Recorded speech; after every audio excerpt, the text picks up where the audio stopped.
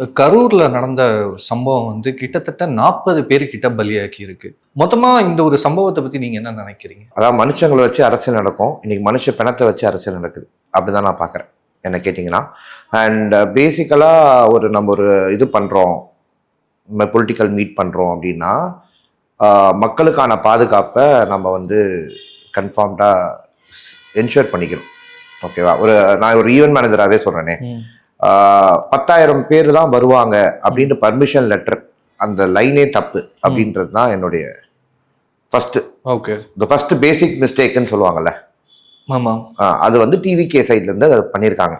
ஏன்னா அவங்களுக்கும் நல்லா தெரியும் அங்க 10,000 பேருக்கு மேல வருவாங்கன்னு தெரியும். 1,00,000 பேருக்கு மேல வருவாங்கன்னு தெரியும். ஏன்னா கரூருடைய அந்த கேலண்டர், அதாவது சனிக்கிழமை கரூர் ஆக்சுவல் பிளான்ல கிடையாது. பிளானை ரீஷெடியூல் பண்ணி கரூரை கொண்டு வராங்க.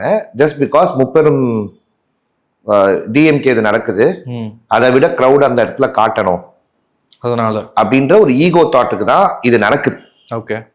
ஓகேவா? ஏன்னா நம்ம காலையில இருந்தே எவ்வளவு க்ரௌடு பாத்தீங்களா, இவ்வளவு க்ரௌடு பாத்தீங்களா, டிவிகே சைட்ல இருந்து அத்தனை பேர், டிவிகே ஃபேன்ஸா இருக்கட்டும், டிவிகே குடி வைத்திருந்த ப்ரொஃபைலா இருக்கட்டும், நிறைய பேர் அதை போட்டுட்டு பாத்தீங்களா கெத்து. அந்த 1,50,000 பேர் இங்கதான் இருக்காங்க, அங்க வெளில போன 1,50,000 பேர் இங்கதான் இருக்காங்க. இந்த மாதிரி வந்து நிறைய ப்ரொபகண்டா நடந்துச்சு.